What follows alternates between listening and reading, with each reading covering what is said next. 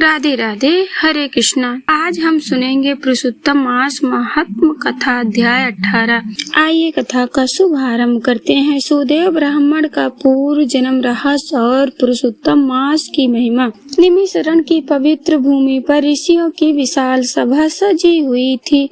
यज्ञ अग्नि की पावन लपटें आकाश की ओर उठ रही थी और वातावरण वेद मंत्रों की ध्वनि से गूंज रहा था। सभी ऋषि मुनियों एकाग्रचित्त होकर सूत जी महाराज के मुखर बिंदु से निकलने वाली दिव्य कथा का श्रवण कर रहे थे।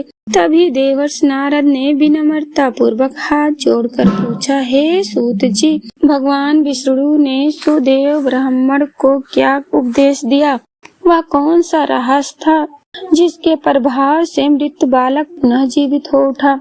कृपा करके विस्तार पूर्वक बताइए। सूत जी बोले, हे मुनि श्रेष्ठ, जब सुदेव ब्राह्मण ने भगवान के चरणों में सिर झुकाकर अपनी शंका प्रकट की, तब भक्त वत्सल भगवान श्री हरि अत्यंत प्रसन्न हुए।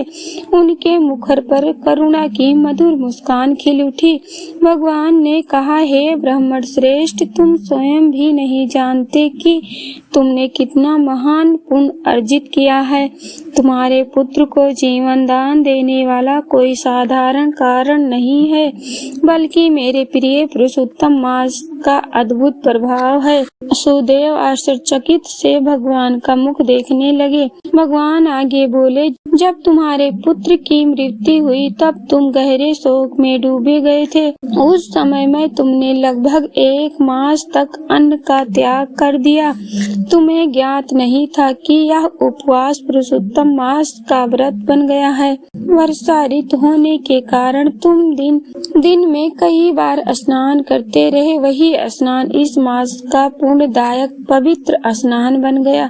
अपने पुत्र वियोग में तुम्हारा मन संसार से विरक्त हो गया। तुमने भोग विलास और सांसारिक सुखों की ओर ध्यान नहीं दिया। वही विरक्त महान तपस्या बन गई। भगवान की वाणी सुनकर सुदेव की आंखों में आश्चर्य भर आया। तब श्री हरि ने कहा, हे द्विजराज, इस पुरुषोत्तम मास की महिमा का वर्णन करना भी कठिन है। जो मनुष्य श्रद्धा पूर्वक एक दिन भी इसका व्रत करता है, उसके जन्म जन्मांतर के पाप नष्ट हो जाते हैं। देवताओं ने इसके पुण्य को तौलने का प्रयास किया था। एक पलड़े में यज्ञ, दान, तप, तीर्थ और व्रत रखे गए और दूसरे पलड़े में पुरुषोत्तम मास का पुण्य। तभी भी पुरुषोत्तम मास का पक्ष भारी हो रहा। भगवान के मुख से यह दिव्य महात्मा सुनकर सुदेव का हृदय भक्ति और श्रद्धा से भर उठा। अब उसे समझ आ गया था कि उसके जीवन में जो चमत्कार हुआ वह केवल भगवान की कृपा और पुरुषोत्तम मास की महिमा का परिणाम था। कुछ समय पश्चात भगवान श्री हरि ने सुदेव और गौतमी को आशीर्वाद दिया। फिर गरुड़ पर आरूढ़ होकर दिव्य प्रकाश के साथ वैकुंठ धाम को प्रस्थान कर गए। भगवान के अंतर्ध्यान होते ही सुदेव और गौतमी अपने पुत्र सुखदेव को बार बार देखने लगे। जिस घर में कुछ समय पहले विलाप और दुख की ध्वनि थी, अब वहीं आनंद, हर्ष और भगवान के नाम का कीर्तन गूंजने लगा। सुदेव ने मन में विचार किया, मैंने तो अज्ञानवश इस मास का पालन किया था, फिर भी भगवान ने मुझे इतना महान फल दिया। यदि कोई श्रद्धा और विधि पूर्वक इसका पालन करे तो उसका कल्याण कितना महान होगा।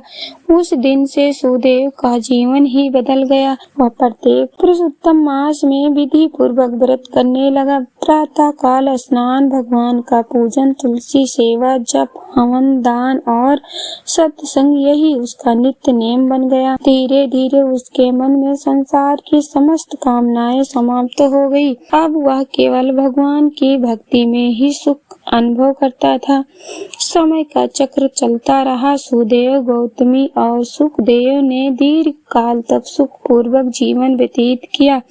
उन्होंने धर्म, दया, सत्य और भक्ति का पालन करते हुए हजारों वर्षों तक पृथ्वी पर निवास किया। अंततः जब उनके जीवन का समय पूर्ण हुआ तब भगवान विष्णु के दिव्य स्वर्णमयी विमान लेकर आए। उस विमान पर बैठाकर सुदेव सुखदेव और गौतमी वैकुंठ धाम को चले गए। वहाँ उन्होंने ऐसे दिव्य सुखों का अनुभव किया जहाँ न मृत्यु थी, न रोग, न शोक, न किसी प्रकार का दुख।